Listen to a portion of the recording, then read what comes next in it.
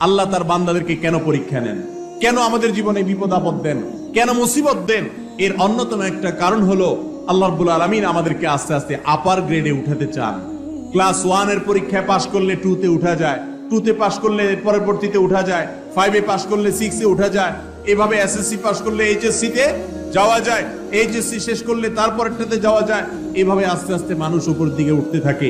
ঠিক একই ভাবে ইমানদার যখন পরীক্ষা দিতে থাকে আল্লাহ রাব্বুল আলামিন তাকে ইমানদার হিসাবে আল্লাহর কাছে তার মাকামকে উপর দিকে উঠাতে থাকেন। এজন্য বিপদে সবর করতে হবে, ধৈর্য ধারণ করতে হবে। আর মনে রাখতে হবে আল্লাহ বলেছেন ওয়ালা তাহিনু ওয়ালা তাহজানু, তোমরা মন খারাপ করবে না, হীনমন্য হবে না, তোমরা পেরেশান হবে না, চিন্তিত হবে না। তুমি নিজে দেখো তুমি ইমানদার কিনা, তোমার ভেতরে ঈমান আছে কিনা, তুমি শিরিক মুক্ত ঈমান লালন করো কিনা, তুমি সে বিষয়টি এনশিওর করো।